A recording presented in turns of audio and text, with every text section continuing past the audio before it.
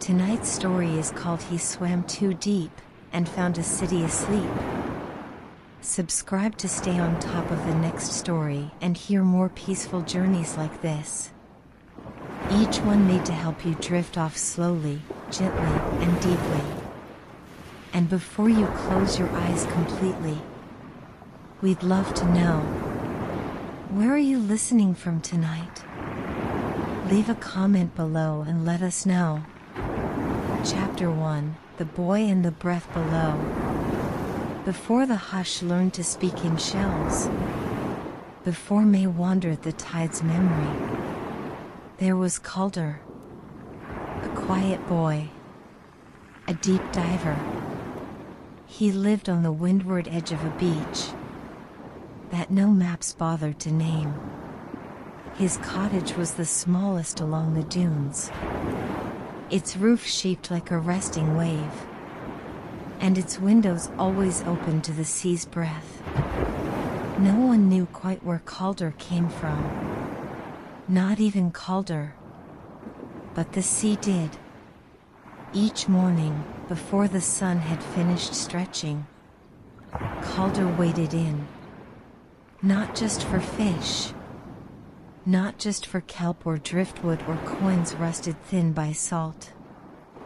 He dove for hush, for that deep, blue silence that wrapped around his body like a question no one else knew how to ask.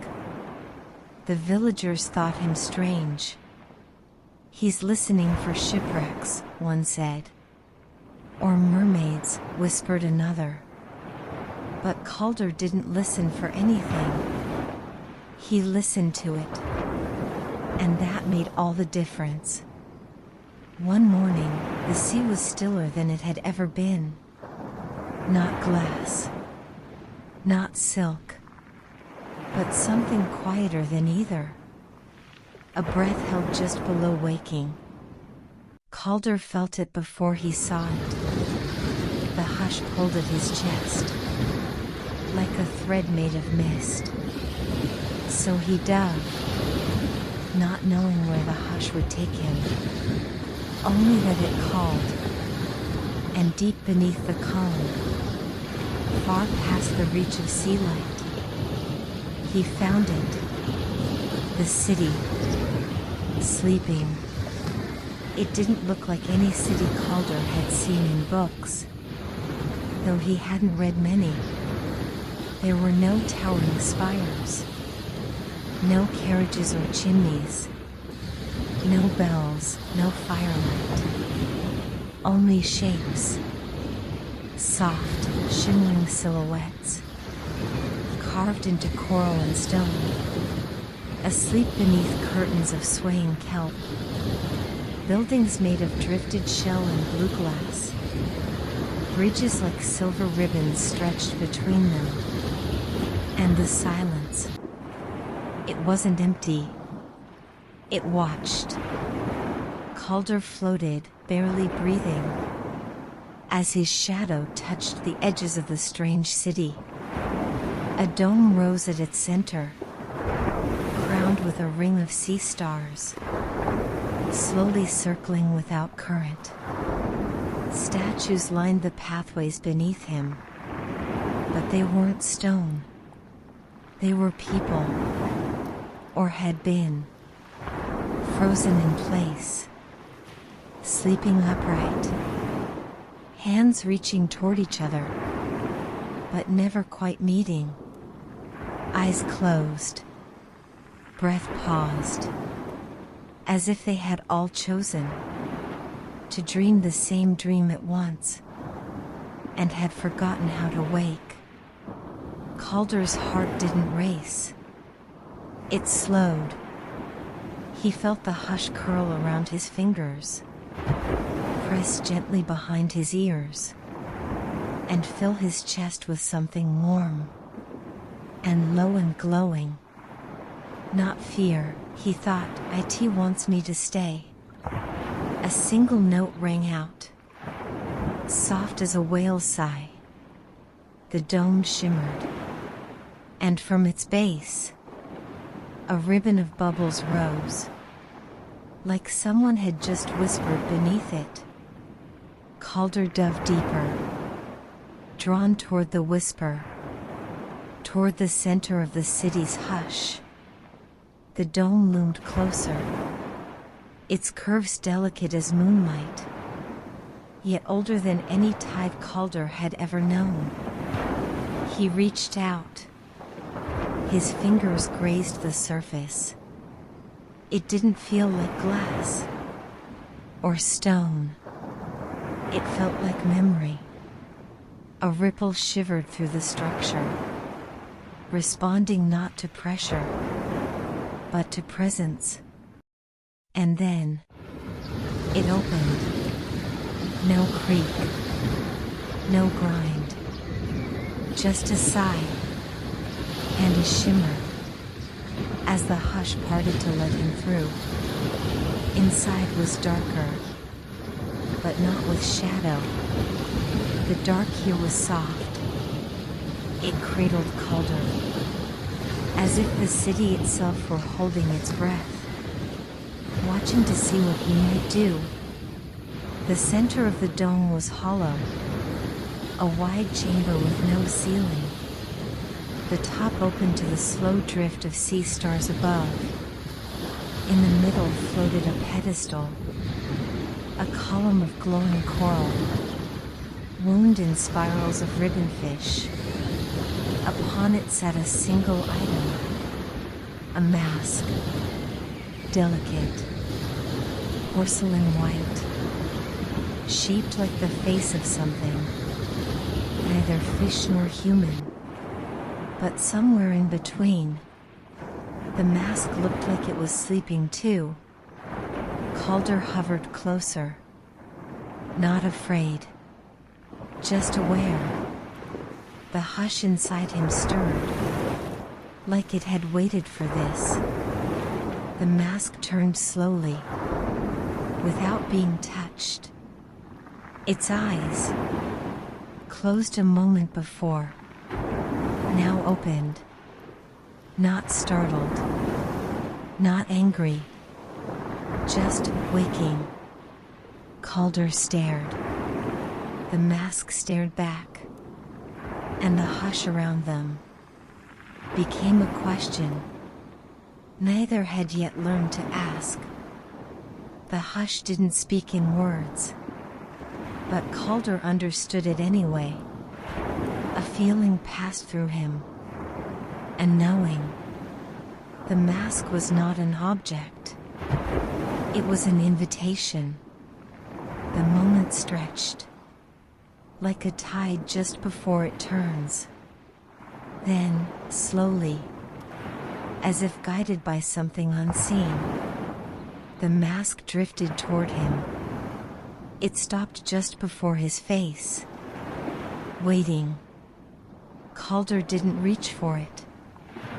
He simply nodded, and the mask settled onto his face like mist. Not heavy, not cold. It fit. And when his eyes blinked open, the city blinked, too. The statues along the bridges shimmered, as if each one were inhaling. For the first time in centuries, fingers twitched, eyes fluttered, bubbles escaped parted lips, and the city shivered awake. Calder floated in the center of it all, not as an outsider, but as part of the hush. He felt memories press into him, soft as foam, deep as trenches, echoes of lullabies sung in salt, dreams woven through coral corridors, promises whispered from child to parent, from tide to stone. The mask did not hide Calder. It revealed him, not a boy, not just a diver, but a listener the sea had chosen. The city opened its eyes and remembered it was alive. Chapter 2: The Coral Archive sleeps no more. The city did not wake with noise. It breathed. Slowly. Deliberately.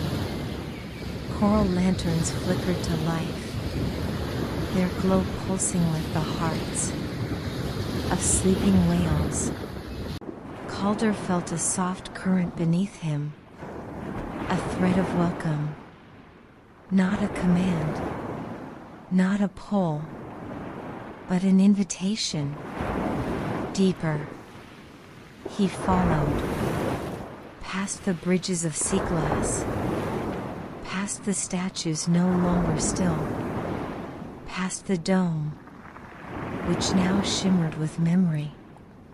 Beneath it all, a staircase of light spiraled into the ocean floor.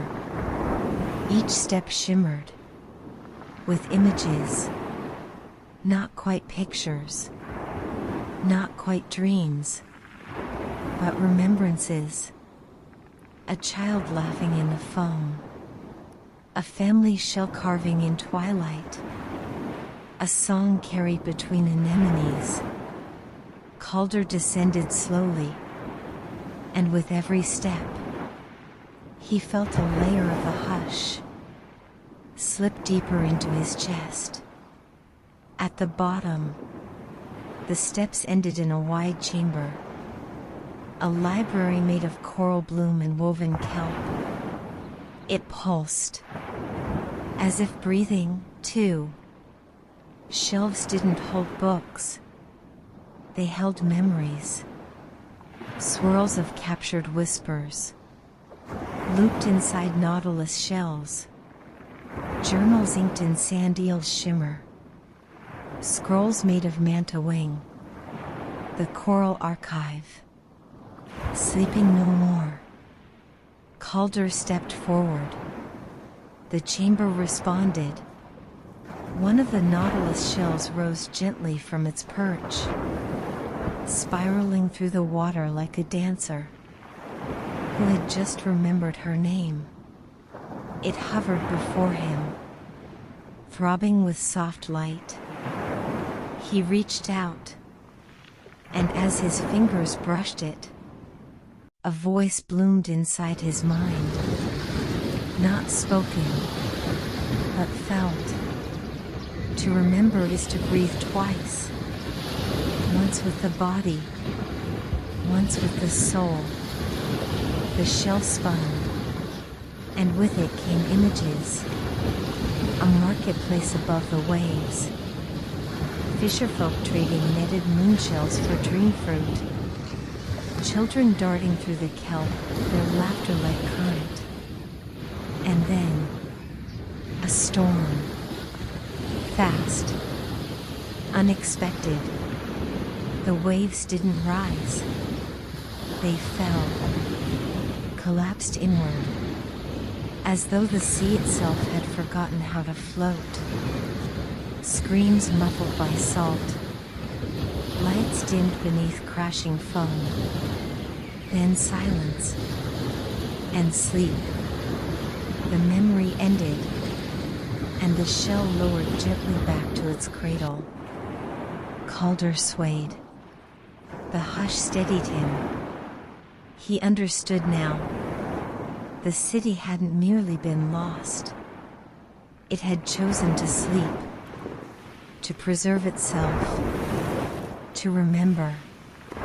And now, somehow, it had chosen him. Another shell rose, then a scroll of manta wing. The archive was ready. Calder would read, and through him, the city would speak again. Chapter 2: The Coral Archive sleeps no more. Calder stepped forward, the chamber responded. One of the nautilus shells rose gently from its perch, spiraling through the water like a dancer who had just remembered her name. It hovered before him, throbbing with soft light.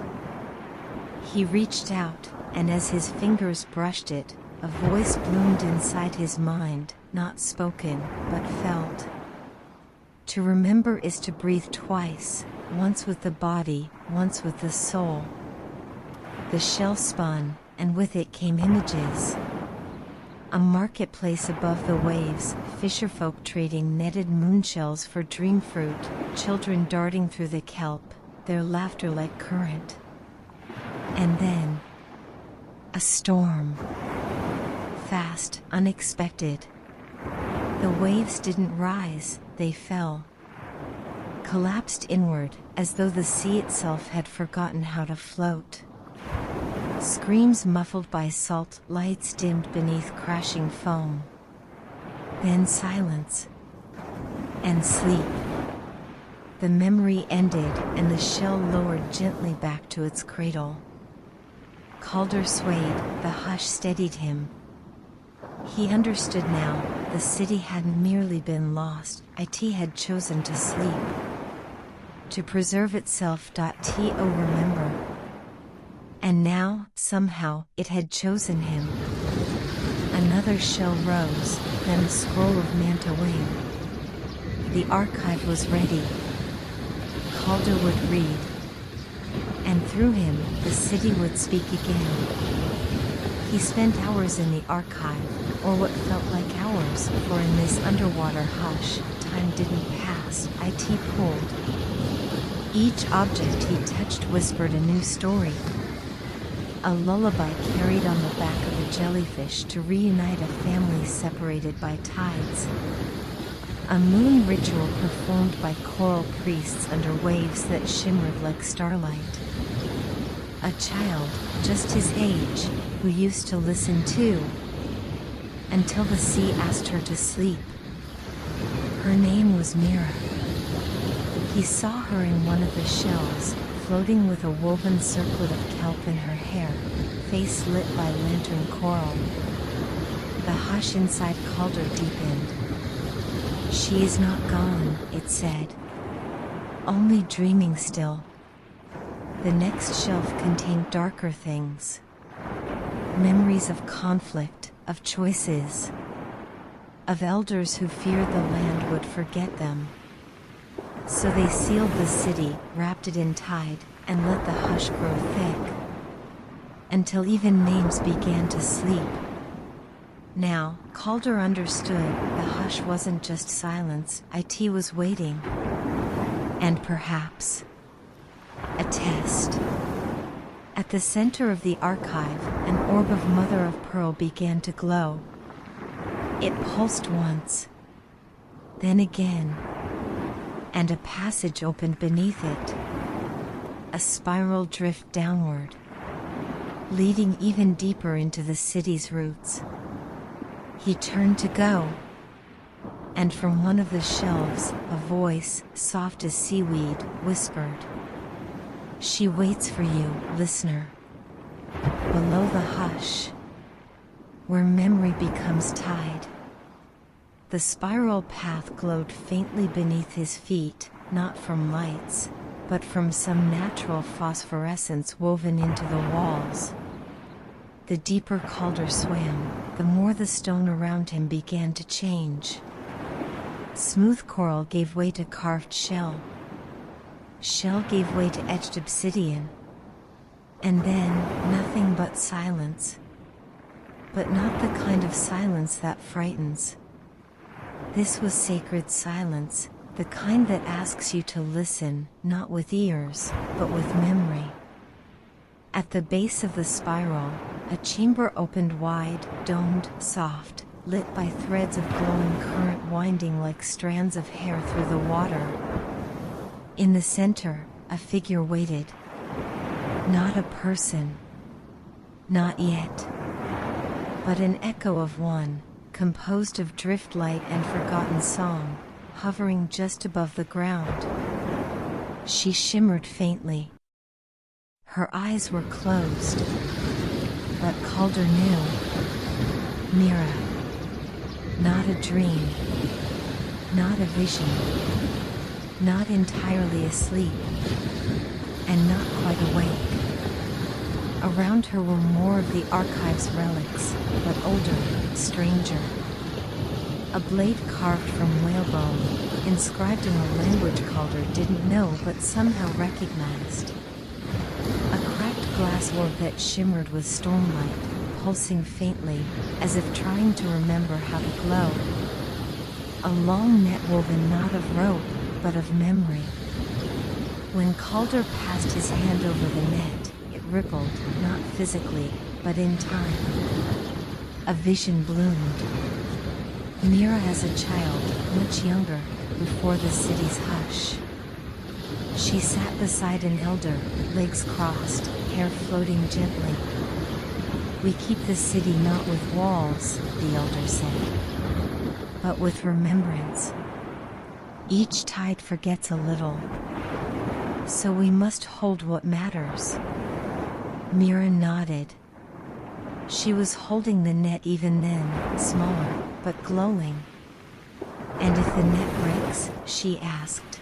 Then we dream, said the elder. We sleep until someone learns how to mend it. Calder opened his eyes. The net shimmered again, stronger now. And Mira stirred.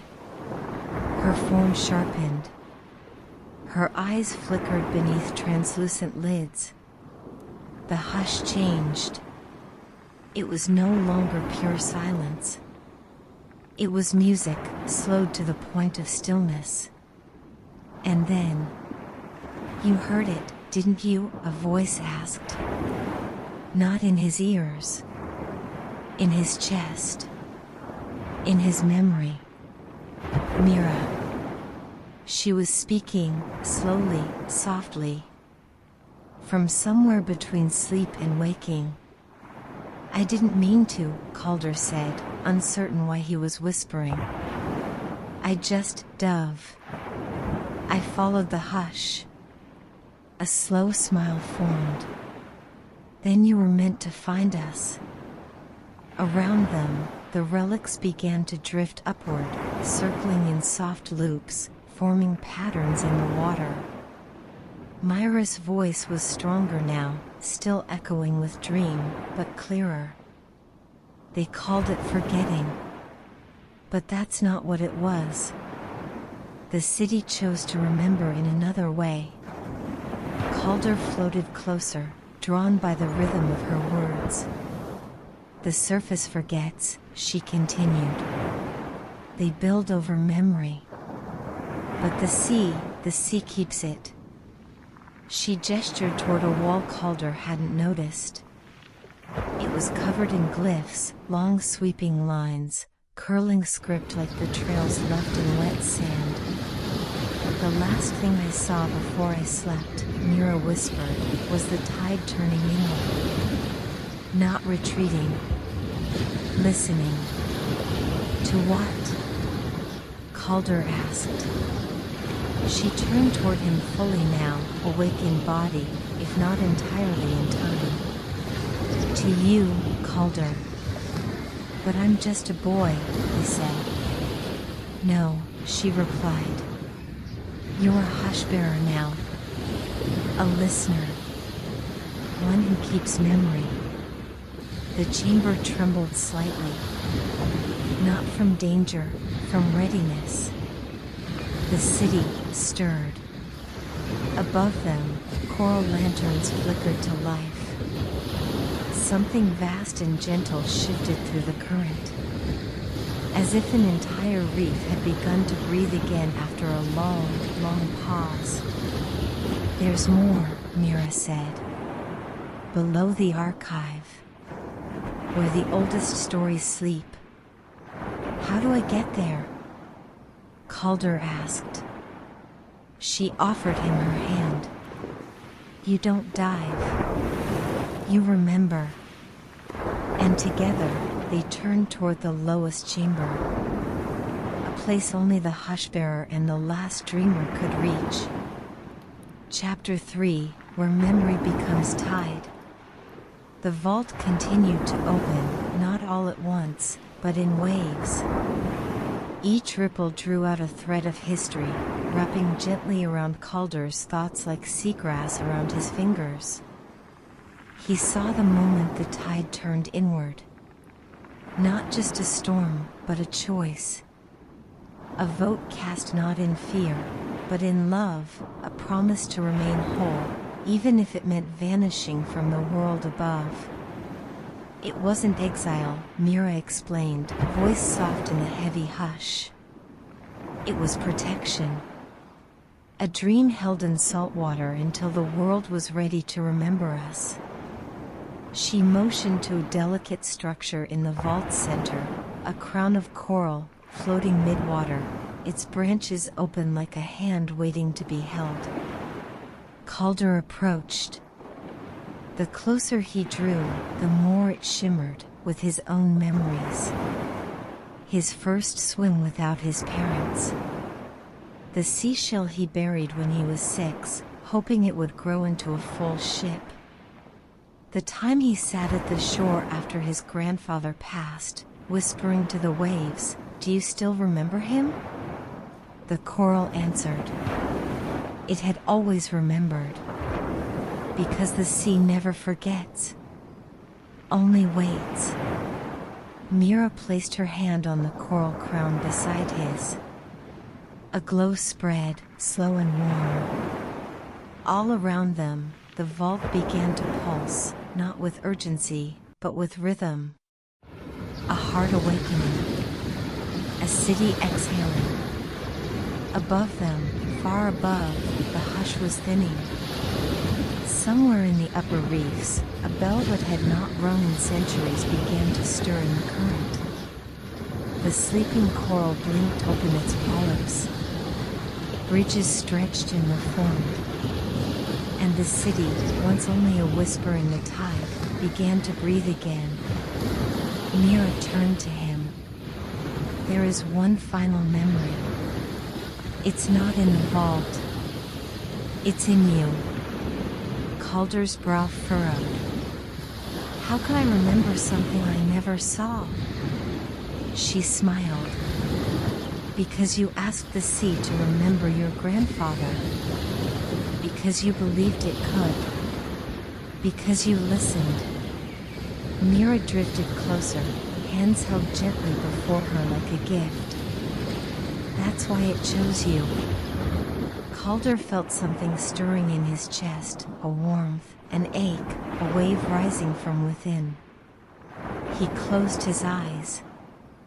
And when he opened them, he was no longer just Calder. He was the listener. The one who had come when the tide called. High above, a dome cracked open. Sunlight pierced the hush like a gentle bell. The sea stirred. And far below, in the vault of dreams and memory, Calder and Mira rose slowly, hand in hand, as the long sleep ended. Chapter 4, The Last Dreamer Wakes. The city stirred. Not with sound, but with shimmer. Coral towers flickered to life. Bridges stretched and remembered how to hold weight. Lanternfish rose in perfect spirals, illuminating paths that hadn't seen motion in ages. And all around, the hush broke, not into noise, but into breath.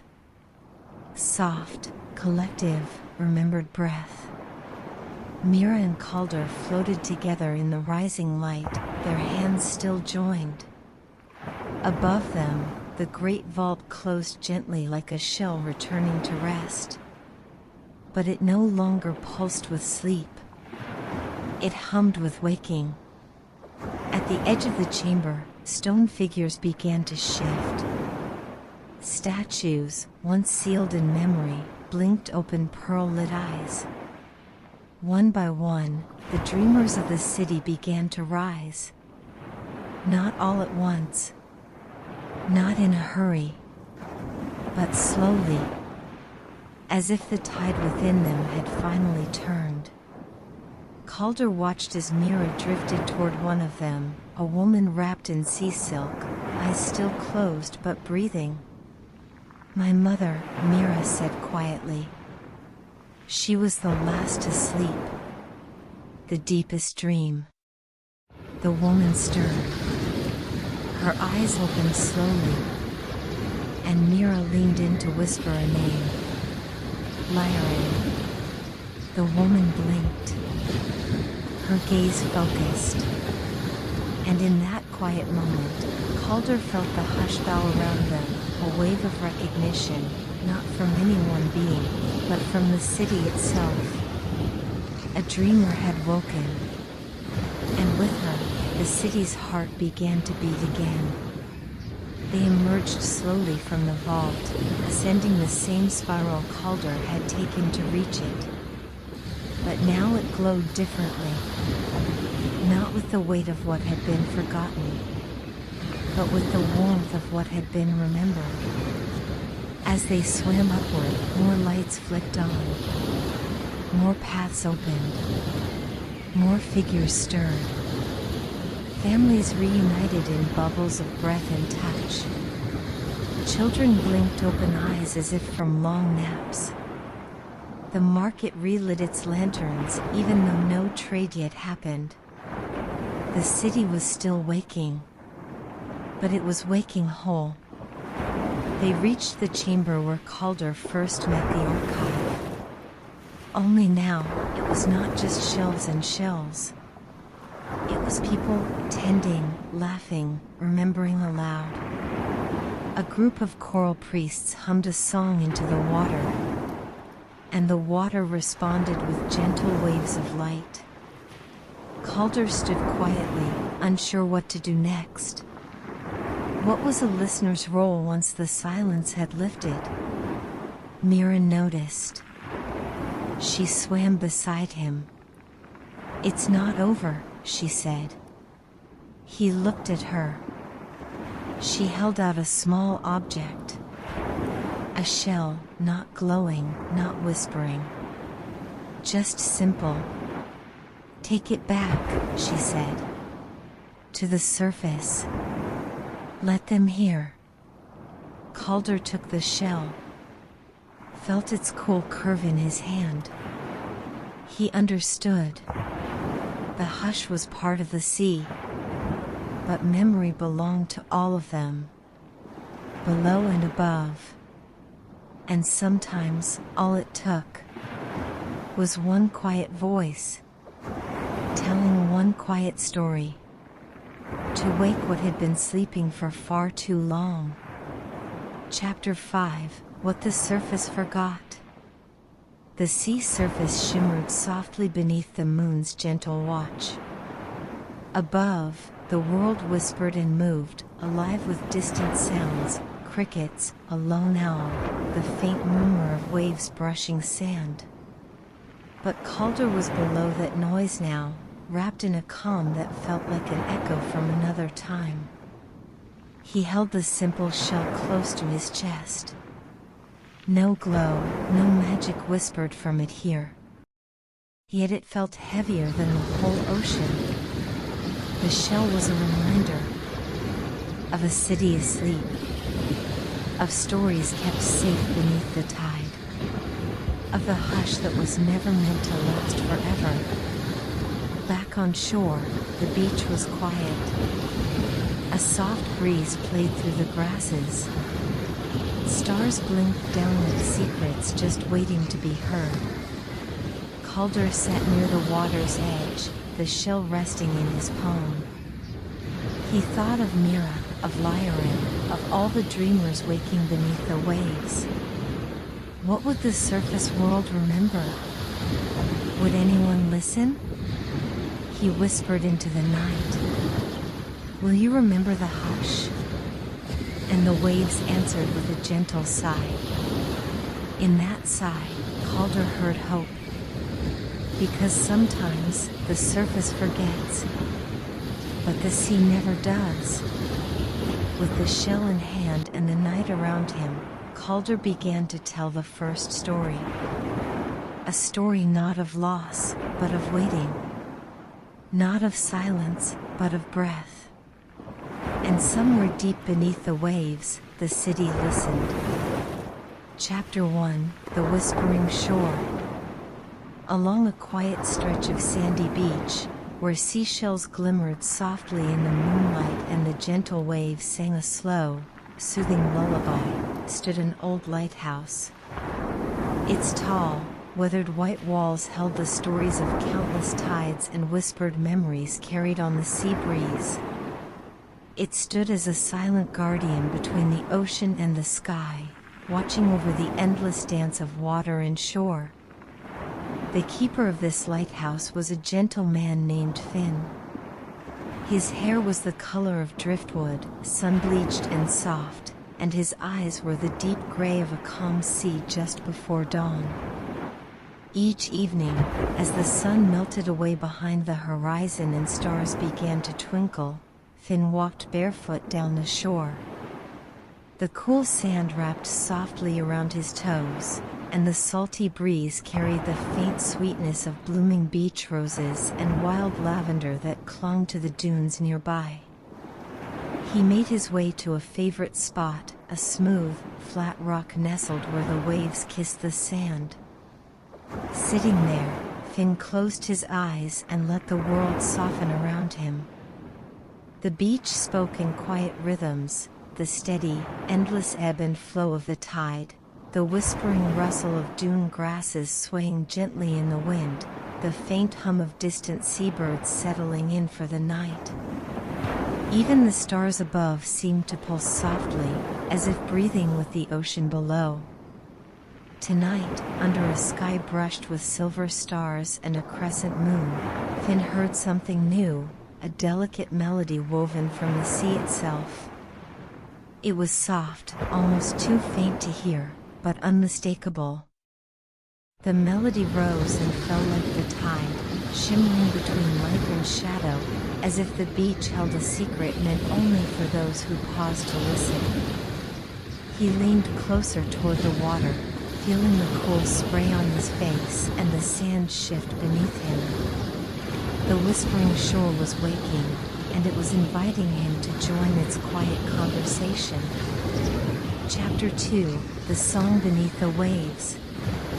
The night stretched on, deep and still, broken only by the gentle music of waves folding softly onto the shore. Finn stayed seated on his rock, his senses tuned to the song that had called to him. It wasn't sung with words, but with the language of tides, the sigh of the wind, and the silver shimmer of moonlight dancing on the water's surface. With his eyes closed, Finn imagined the journey of the melody. It began far beneath the waves, in secret gardens of coral and waving kelp, where fish glided silently like shadows in a dream. He pictured tiny crabs scuttling beneath driftwood and the traces of shells left behind by creatures long gone, all cradled in the deep, quiet world beneath the sea. Above the surface, the ocean breeze played through the tall beach grass, bending it in soft waves that mirrored the sea's own movement. The melody seemed to carry a message, ancient and precious, a story waiting for someone patient and kind enough to listen.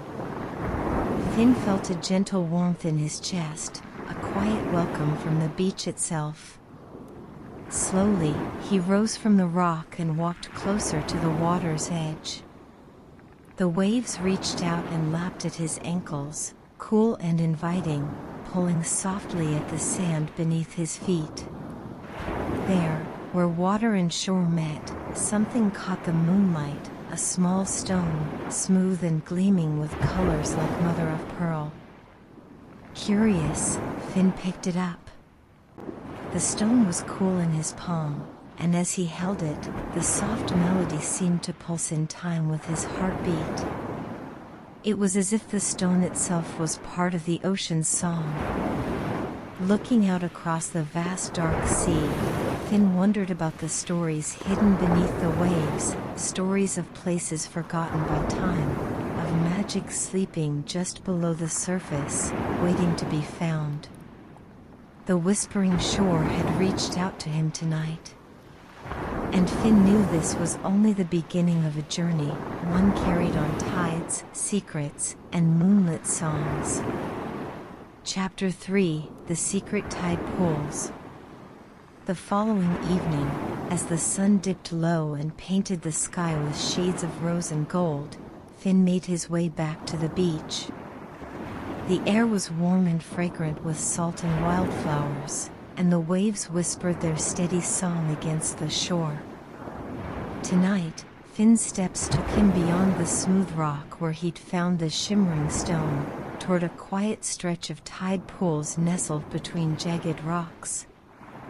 These pools, filled with sparkling water, were small worlds unto themselves, tiny oceans holding secret gardens of seaweed, tiny shells, and colorful creatures that glided slowly beneath the surface.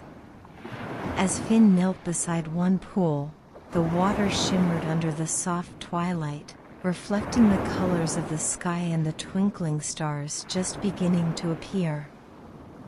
He held the pearl-like stone gently in his hand and dipped his fingers into the cool water. The tide pool seemed to glow faintly, as if recognizing the stone's touch. A delicate ripple spread across the surface, and the melody returned, this time more vibrant, carrying the laughter of water nymphs and the hum of the ocean's heartbeat.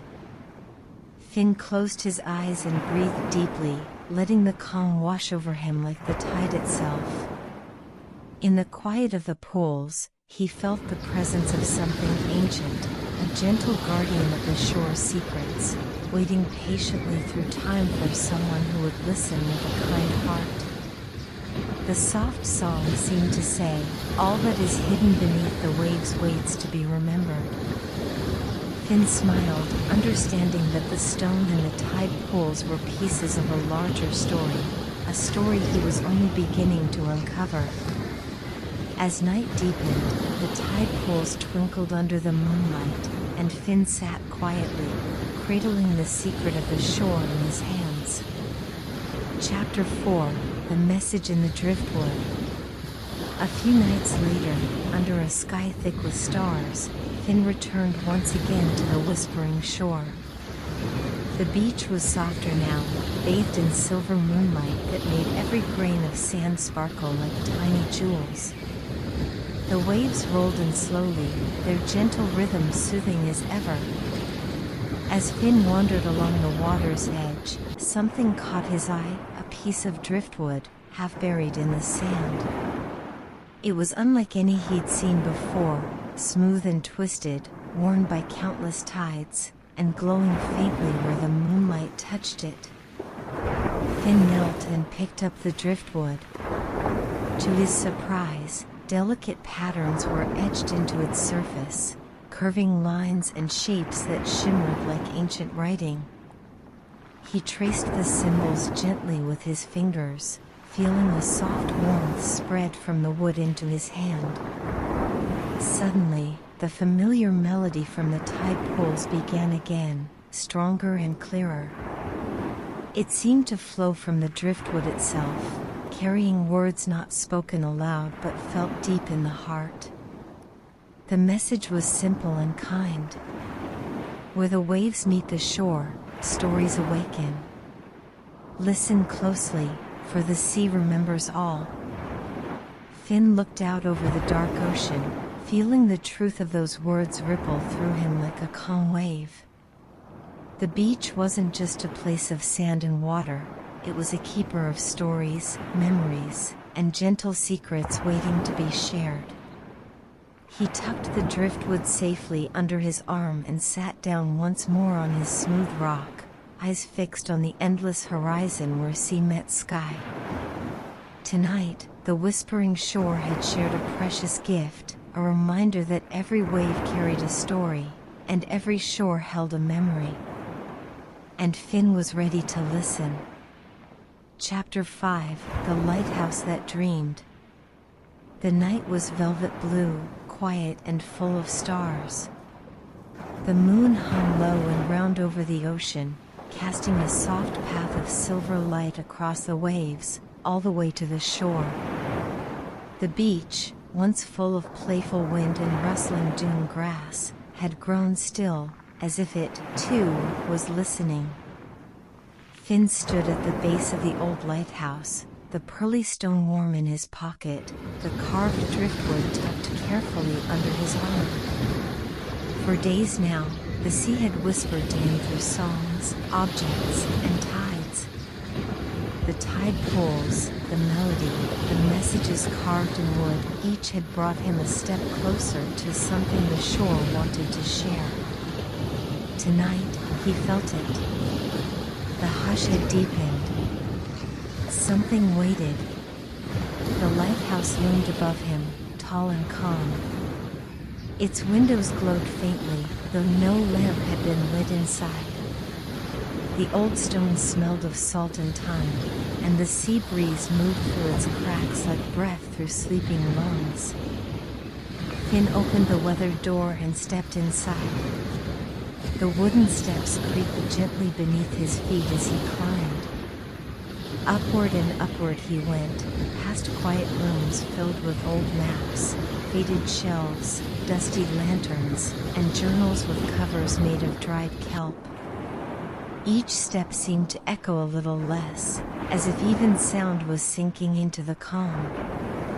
When he reached the top, the room was filled with soft light, not from any lamp, but from the lighthouse itself.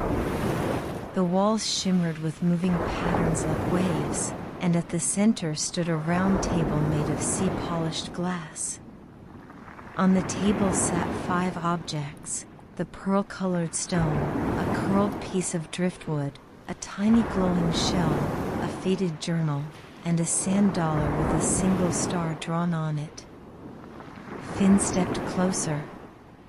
The moment he did, the objects began to glow. Light rose from them in gentle swirls and painted pictures in the air. Scenes of long-forgotten beachside evenings, fishermen singing to the waves, children building castles that would not wash away, and a younger version of the lighthouse, newly built, watching over all of it. Finn watched as the images danced, unfolding like stories. The lighthouse had been more than a beacon for boats, it had been a place of listening, of remembering, of dreaming. "It's not just the sea that keeps stories," came a soft voice, not aloud, but inside him, the way the sea had spoken before. The lighthouse, too, remembers. When no one is watching, it dreams. The room grew still again. Finn understood now. The lighthouse, the beach, the ocean, they were all part of one memory. One great hush that cradled stories too soft to be spoken, too old to be written. But they could be felt, if one listened deeply. If one stood very still and let the world breathe. Finn placed the objects gently back on the table. Then he sat in the window of the lighthouse and looked out over the sleeping sea. From this height, the beach stretched out like a blanket, the waves folding and unfolding like lullabies.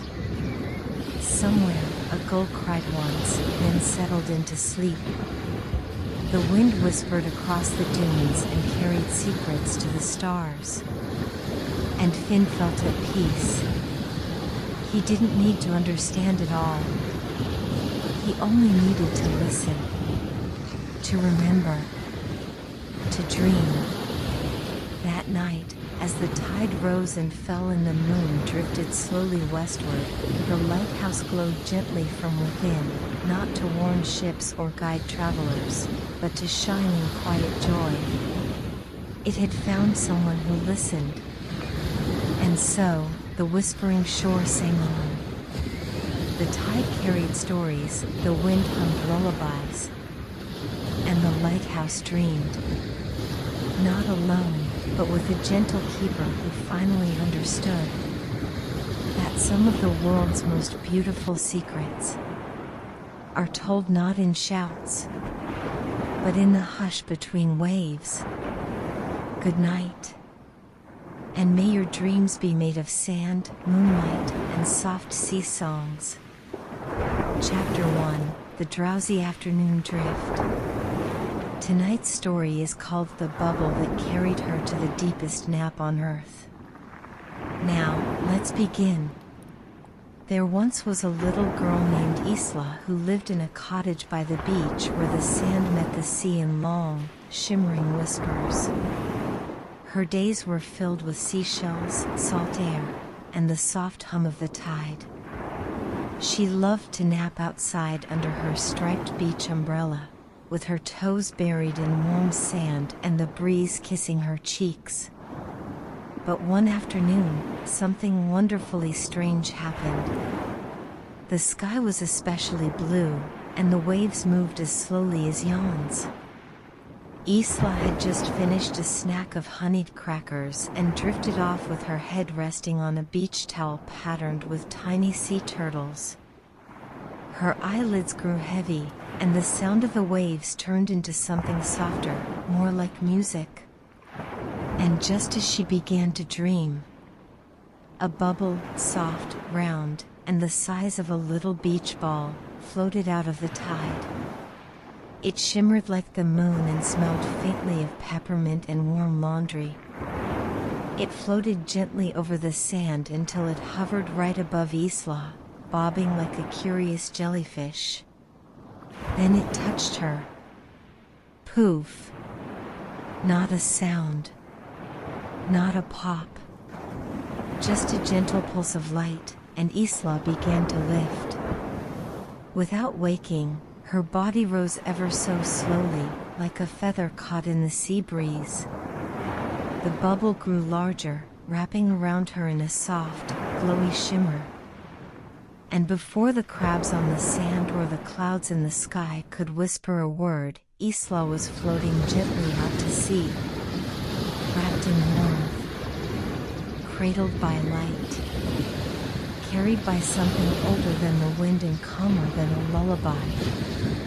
The sea beneath her smiled, yes, smiled, and opened a path of silver foam that guided the bubble far beyond the sandbanks and sleepy waves. Isla didn't stir. Her fingers twitched once as if reaching for a shell in her dream, but she was at peace. The kind of peace only found in the deepest naps, the kind that makes you forget your name, but remember the feeling of your first bedtime story. Below her, the ocean sighed. Above her, stars began to peek through the afternoon sky, curious about the girl in the bubble. And around her, silence, not emptiness, but comfort. She was going somewhere. Somewhere beneath the hush. Somewhere no alarm clocks could follow. Somewhere only the bubble knew. And as the sun dipped slowly lower, the bubble drifted into the most hidden corner of the sea, where even dreams go to take their naps. Chapter 2: The Sea of Whispering Blankets. The bubble drifted for what felt like hours, though time moved differently in the hush beneath the waves.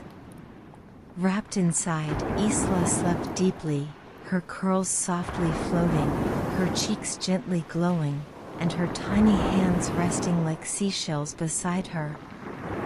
The sea cradled her like it had been waiting all along, just for her. Below the surface now, the ocean opened wide, not dark and cold, but soft and dream-warmed. The bubble dipped gently into a realm not many had seen, a place the sea kept secret from even its own fish and foam. This was the Sea of Whispering Blankets. It wasn't made of sand or coral, but of folds of fabric woven from old lullabies, silken waves stitched with stories, cotton tides scented like chamomile and bedtime tea. Giant jellyfish floated by with lights that pulsed like yawns. Schools of fish flickered like stars, moving in sleepy spirals. The bubble drifted lower, landing softly atop a vast quilt of current and cloud. And for the first time, Isla opened one eye, not startled, not scared. Just curious. The inside of the bubble was warm, like being wrapped in every blanket she'd ever loved. Outside, soft voices spoke, though not with words. They were hums. The kind of hums grown-ups made when they brushed your hair or carried you to bed half asleep. The kind of sound that made you feel held. The blankets below her rippled gently, lifting Isla into a cozy nest. The bubble faded, now only a whisper around her, still keeping her safe. You've reached the place beneath the hush, a voice hummed. You may rest as long as you like. A glowing manta ray, wide as a bedspread, swam by overhead, leaving trails of drowsy sparkles in its wake. Sea snails the size of muffins nestled nearby, each one wrapped in seaweed pajamas. A sea turtle waved sleepily with one flipper, then curled into a pillow of sponge coral. Isla yawned.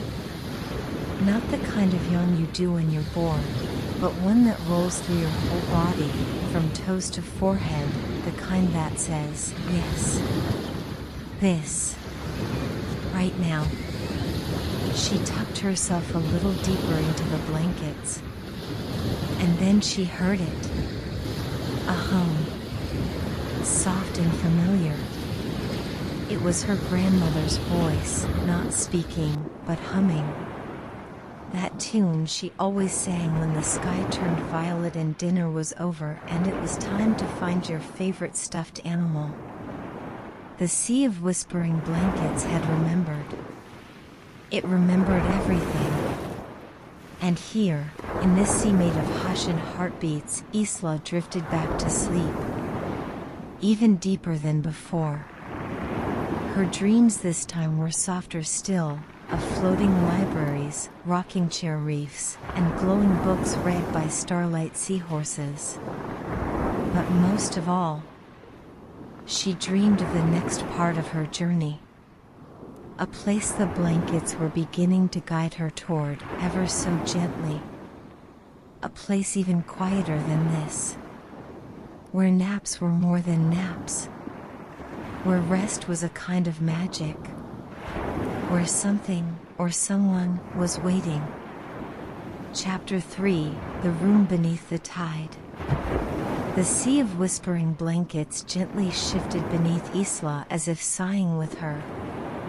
It had done its part, wrapped her in warmth, quieted her thoughts, and tucked her into dreams. But now, it was time to move deeper. Without fully waking, Isla turned in her sleep. The sea responded. A ripple of gentle current lifted her again, slow and sure, like a rocking cradle. The blankets beneath her folded away, revealing something new, a staircase made entirely of drifted moonlight. It spiraled downward, soft and glowing, and the current urged her forward, not with a push, but a promise. The hush thickened, but not in a way that was heavy. It was rich, like velvet, like the last breath you take before a truly perfect nap. And so, Isla descended. Each step brought her deeper under the tide, where everything moved slower, softer, and sweeter. She passed glowing jars of sleepy starlight, each holding dreams whispered into the ocean long ago. She passed coral shelves lined with folded memories, a missing sock from childhood, the scent of fresh pancakes, the giggle of a best friend from long ago. The stairway ended at a doorway, shaped like a shell that had once listened to a million bedtime stories. It opened without a sound. Inside was a room the ocean had forgotten, but the sea remembered. The walls were smooth and glowing, made from the inner curve of ancient clamshells. A lantern hung from above, swaying gently in the water, lit by the heartbeat of the tide. In the center was a bed. Not a bed with legs or frames or blankets, but a nest of sea moss and light. It looked like the kind of place a star might sleep when it got tired of glowing. Isla floated toward it, still not fully awake but aware, like you are when someone brushes your hair in your sleep and you feel safer because of it. She curled into the nest, and the room sighed. Not in sadness, not in worry, but in relief. "You've come far, little wave," said a voice like bubbles in a bath. "And there's farther still. But here is where the tide holds still." A shape drifted forward.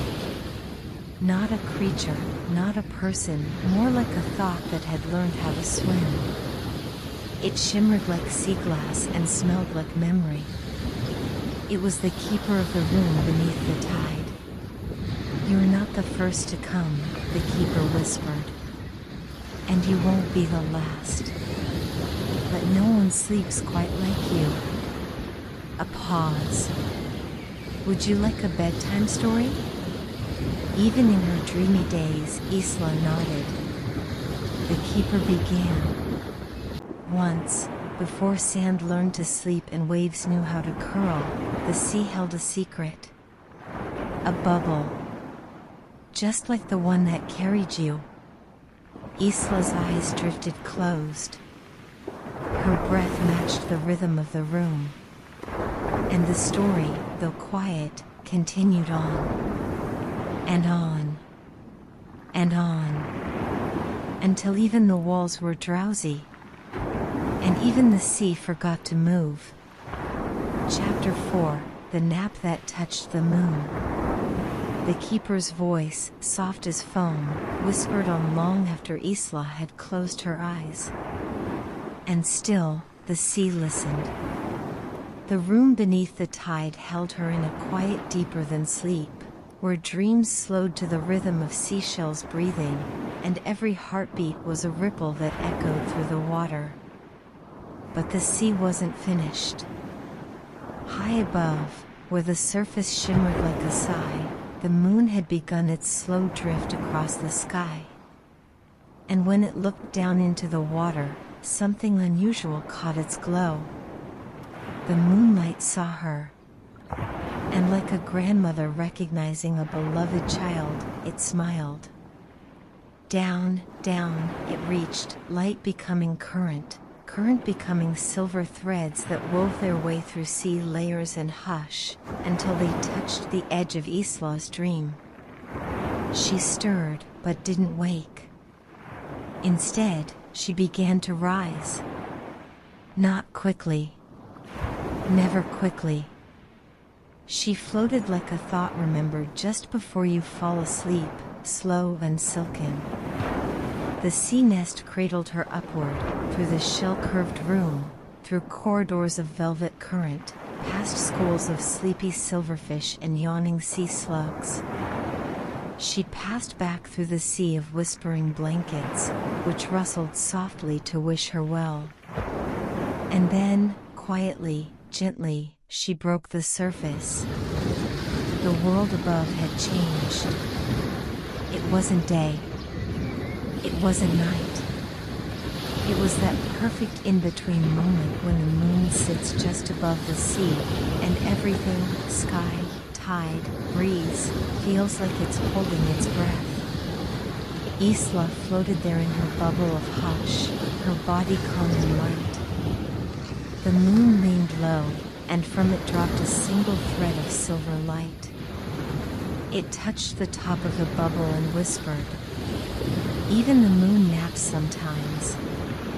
And then, it began to tell her stories. Stories only the moon knew. Of tadpoles that sang lullabies to the stars. Of whales who hummed in harmony with the wind. Of sea foam that held secrets from 1,000 falling dreams. Of children, like her, who once slept so deeply the sea wrapped around them in gratitude. Isla listened. not with her ears, but with her whole heart. She floated under the moon until her breath matched the tide, and her thoughts grew quieter than the wind in a seashell. Her eyelashes fluttered once, twice, then rested, and as the moonlight wrapped around her, the bubble began to descend once more, not because she was done, but because there was one final place the sea wanted her to see. A place where only the deepest dreamers had gone. The kind of place you don't remember when you wake, but your heart never forgets. Chapter 5: The Dream That Waited Under Everything. The sea, the sky, the hush, they all began to slow. Even the bubble, which had carried Isla so far, seemed to grow sleepier, shimmering with the last soft silver from the moon above. It drifted downward again, this time deeper than before. Not darker, just quieter.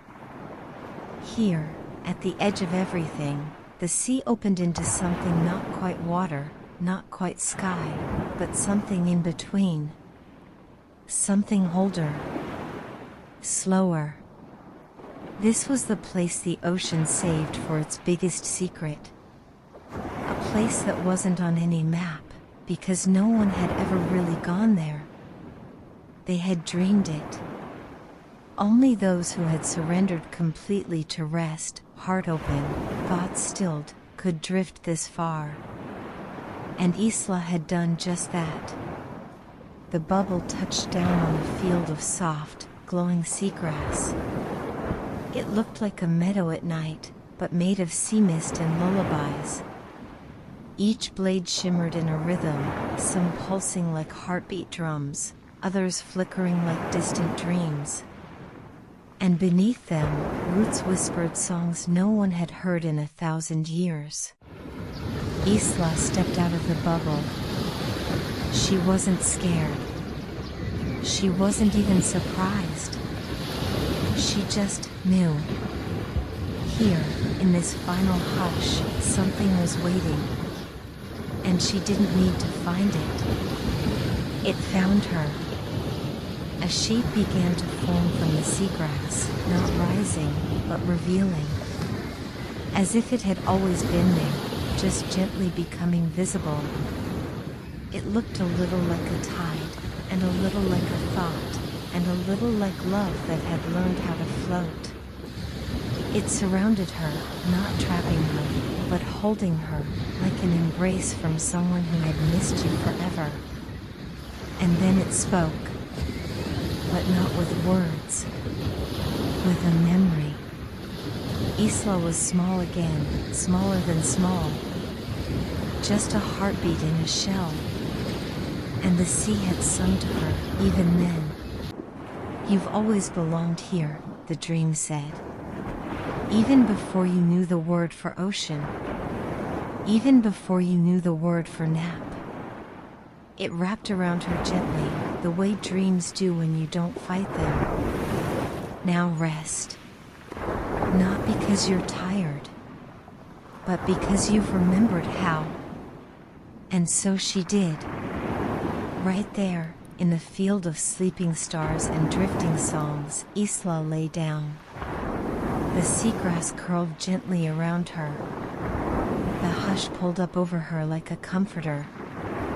And her final thought before sleep was not a thought at all. It was a feeling, a knowing, that no matter where she woke next, on sand or in bed or even inside a dream within a dream, this place would always be waiting. The place beneath the hush. The bubble faded. The sea closed its eyes. And Isla, the child who napped deeper than anyone had ever napped before, drifted into the softest, gentlest, truest sleep in the world. Tonight's story is called The Sea Turtle That Outran Time. Chapter 1: The Turtle with the Clock in Her Shell. There once was a sea turtle named Luma who had a strange, lovely secret. In the center of her shell, hidden beneath ridges as smooth as river stones, was a little golden clock. Not the kind that ticked loudly or rang with alarms. No, this one glowed. And it didn't keep time the way other clocks did. It kept dreams. Every second it counted wasn't a moment lost, but a wish remembered. And Luma had a lot of those. She wasn't fast, at least not in the way you'd think. Her flippers moved slow and wide, like someone brushing the ocean's surface with a lullaby. But she always arrived exactly when she needed to. And some said it was because she didn't move through time. She moved beside it. Luma lived in the still blue, part of the sea so calm, even the waves whispered instead of crashing. Seagrass danced here in slow, looping circles. The clouds above reflected perfectly in the water, as if sky and sea were one sleepy breath. And deep beneath it all, tucked in a cove only the tide knew how to open, was Luma's Cove. She had everything she loved there. A titipole that collected moonlight. A shelf of polished stones that hummed when they got wet. And a hammock made of seaweed and soft whale song. Every evening, just as the light turned lavender and the sea became glass, Luma would glide through the coral arches near her home and check on things. Not with urgency, with care. One evening, as the first star winked above the sea, Luma noticed something unusual. Time had stuttered. She didn't see it the way others might. The water still flowed, the waves still rolled, and the fish still swam past. But the clock in her shell? It paused, then shimmered, then blinked. "That's not supposed to happen," she said, in a voice that sounded like sand shifting under warm tide. She looked out toward the horizon. Far away, beyond the reach of tides and even moonlight, something was slowing. Not stopping, just slipping. As if a story was about to forget its ending. Luma knew what it meant. The sea of time was unraveling. And if she didn't swim fast, not fast with flippers, but fast with knowing, something important would sleep forever. So she tucked her fins beneath her gently curved shell, whispered a thank you to the waves, and glided toward the edge of the ocean's memory. And as she swam, the clock in her shell began to glow. Not bright. Just enough to guide her. Enough to remind her that no matter how long it took, she was the turtle who could outrun time. Chapter 2, The Sand That Forgot Tomorrow. Luma swam quietly, her flippers cutting smooth, even curves through the darkening blue. The ocean around her had changed. Not in a way you could see right away, but in a way you could feel, like the hush that falls just before a dream begins. The currents had grown still. The tide didn't tug anymore. Even the sea foam seemed to pause, as if waiting for something to start again. And the sand below? It had stopped remembering. Luma drifted lower, toward a wide stretch of ocean floor called the Tomorrow Shelf, so named because the sand here shimmered with possibility. It usually swirled and danced in patterns that hinted at what might come next. But now, nothing moved. The sand was smooth, untouched, silent. It wasn't asleep. It wasn't sad. It had simply forgotten. Luma slowed her pace and hovered just above the ground, The golden clock in her shell gave off a warm pulse, like a heartbeat that hummed softly against her back. She pressed her shell gently into the sand, not to disturb it, just to say hello. And the sand replied, in the way ancient things do, with a story. Not in words, not even in pictures, just a feeling. Like the hush of a promise long ago. Like the touch of someone who knew you before you were born. The sand remembered her. You're the one who carries the hours, the ground seemed to whisper. The one who swims outside of when. Luma didn't answer aloud. She just waited. That's how time magic worked. You didn't rush it. You listened. And soon, a tiny thread of light began to curl up from the sand. It looked like a root, or maybe a ripple of soft memory. It touched Luma's shell and whispered another piece of the story. Time didn't stop. It got tired. That made sense. Even the moon slept sometimes. Even the waves took breaks. But time? Time didn't know how to rest. Until now. Luma swam gently over the shelf, brushing her fins along the grains of forgotten tomorrows. With each pass, the sand seemed to remember something small. A child's laugh in a tidal. A pearl dropped from a pocket. A song that no one had sung yet, but someday would. The sand trembled slightly, and then it sighed. Just once. The kind of sigh that means, I'm not ready yet, but maybe, soon. Luma turned slowly, letting her glow touch the corners of the sea that hadn't been visited in years. The water began to thrum, just a little, like the slow stirring of a melody returning. Where next? The clock whispered. And Luma already knew. She had to visit the place where the minutes had hidden, the place between tides. Where the moonlight didn't shine. But dreams still drifted. And as she set off again, the sands behind her began to shimmer faintly. As if tomorrow was slowly beginning to remember itself. Chapter 3, The Cave That Collected Minutes. Luma swam through layers of velvet water. Each one darker, deeper, quieter than the last. She wasn't afraid. She didn't rush. She simply moved. Slow and steady.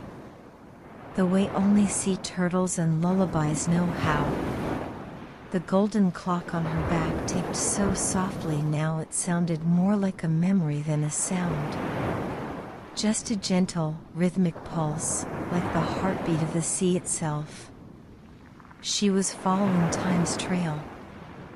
Not the part that rushed through calendars and clocks, but the part that drifted between moments. The kind that sat in stillness. The kind that waited to be remembered. And soon, she found it. A cave hidden behind curtains of soft kelp. Its entrance low and wide. As if it had yawned open centuries ago and then fallen back asleep. This was no ordinary cave. This was the cave that collected minutes. Inside, everything was quiet, but not empty. The walls glowed faintly, etched with shapes that shimmered when you didn't look directly at them. Circles, spirals, and drifting lines that moved like breath. Floating in the cave were hundreds, maybe thousands, of tiny bubbles. Each one perfectly still. Each one holding a minute. Not a minute like you'd find on a watch. These were real minutes. Moments people had lost, forgotten, given away. The minute someone stared out to sea without realizing how long had passed. The minute someone held someone's hand just a bit longer than they meant to. The minute before a dream arrived. And now they lived here, held gently, preserved, waiting to be remembered again. Luma swam carefully through the cave. The bubbles parted around her, floating lazily in slow spirals. She didn't touch them, just listened. Each minute whispered a little story as she passed. This one belonged to a sailor who stopped rowing just to listen to the rain. This one came from a nap taken in a hammock beside the sea. This one was never used at all. That last bubble was dimmer than the rest. Smaller, too. It flickered like it was unsure it was supposed to be here. Luma paused beside it, and the clock on her back pulsed softly in response. This minute was dropped, the clock said, barely audible, by someone who forgot to rest. Luma blinked slowly. She knew what to do. She nudged the bubble gently with her nose, and it shimmered, then brightened. Just enough to be remembered again. Not rushed. Just acknowledged. At the far end of the cave, nestled deep in a crevice that only time could open, was a ripple in the water. Not a crack. Not a door. Just a soft bend. A place where time wasn't quite straight anymore. This was where the oldest minutes had gone. The ones no one could reach. Unless they'd carried time with them, gently, across every tide. Which Luma had. She leaned toward the ripple, slowly. And it responded. The cave pulsed once. Then again. Then opened. And beyond it was something even Luma hadn't seen before. A current that moved in all directions at once. A place where past and future circled each other like playful dolphins. The heart of the hush. And maybe the place where time had gone to nap. Chapter 4, The Current That Carried Yesterday. Luma slipped into the ripple. As easily as one slips into sleep. The water changed the moment she crossed the threshold. It felt warmer. But not from sun. From memory. This was no ordinary current. It didn't push or pull. It carried. Softly. Like a lullaby hummed by a grandmother you barely remember. But whose voice lives somewhere just behind your heart. This was the current that carried yesterday. It didn't flow forward or backward. It spiraled. Slow and wide. Folding around itself like the curl of a conch shell. And in its center, drifting peacefully, were fragments of forgotten yesterdays. A half-finished sandcastle. A shell someone meant to give as a gift. A laugh that had echoed once at dusk, then disappeared into sea foam. These weren't just memories. They were moments that had slipped loose. Still soft. Still gentle. Still waiting. Luma let the current carry her. She didn't try to steer. She didn't need to. Time trusted her. And as she moved, the golden clock on her shell began to glow again. But this time, it wasn't just counting. It was remembering. Every turn of the spiral brought Luma closer to the center, and closer to the reason she'd been called here. At the very heart of the current floated a pearl, but not like any pearl Luma had ever seen. It was large, smooth, glowing with a light that wasn't white, but silver and soft blue, like moonlight held inside a teardrop. This was the pearl of when, not where, not what, but when. A piece of time itself, gathered and protected by the ocean's oldest hush. Luma approached slowly, bowing her head slightly, not out of fear, but reverence. The pearl pulsed gently. "You've come far," a voice said, not out loud, but in that quiet space between breaths. "You carry time, but you've never dropped it. Will you carry something else now?" Luma floated silently, the golden clock glowing steady on her shell. And without needing to speak, she answered, "Yes." The pearl drifted toward her, settling into a small hollow on her back, right beside the clock. The two glows joined, blending into a soft, endless shimmer. Not bright, but deep. And then, something wonderful happened. The current around her began to spread. Not fast, not wide, just enough. It began to bring the forgotten yesterdays back. The half-built sandcastle found a child's hand again. The shell was picked up and tucked into someone's pocket. The laugh echoed once more. Not exactly the same, but close enough to make the sea smile. Luma turned slowly, letting the current wrap around her once more. She wasn't returning yet. There was one place left to go. A place even the pearl could not reach without her. A place called the moment between moments, where time didn't move. It listened. And in that space, Luma hoped to leave a gift of her own. So that one day, when someone else needed it, time would be there, waiting. Chapter 5, The Moment Between Moments. Luma drifted slowly now, not because she was tired, but because she knew the importance of stillness. Some places in the ocean don't appear on maps. They can't be found by following stars or currents. They appear only when you're ready to see them. And so, the moment between moments found her.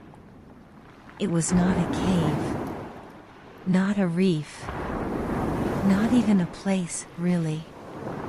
It was the hush that happens right after a wave sighs back into the sea, and just before the next one forms. It was the blink between day and night, the pause between one heartbeat and the next. And here, in that tiny, quiet fold in time, Luma stopped moving. Everything around her held its breath. Even the golden clock on her back paused. The pearl of wind gave a soft shimmer. Not asking, not offering, just being. And Luma understood. This was not a place to change the world. It was a place to rest in it. So that's what she did. She curled slightly, letting her flippers tuck in close. Her shell touched nothing, yet the water wrapped her like a blanket. And then, she let go of where she'd been. of where she was going, of time itself. She didn't sleep. Not exactly. She entered something gentler, a drifting awareness, a float. And in that float, the ocean whispered to her, not in words, but in feeling, like a tide that remembered being a raindrop, like sunlight remembering snow. And in that whisper was this truth: even time must rest, even turtles who outrun it, and even you, listener, wherever you are, you too can rest now. Luma didn't need to answer. She simply stayed. For 1 minute. Or maybe 1,000. And when she emerged again, nothing about the sea had changed. But everything felt softer, slower, as though it, too, had remembered the value of doing nothing at all.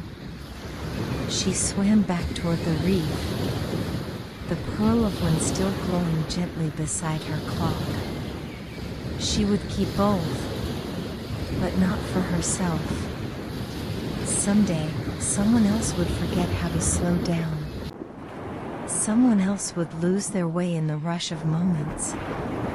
And she would be there, a shape in the tide, a shimmer in the hush, to remind them that sometimes the bravest thing in the world is simply to stop and float, even for just a moment, between moments.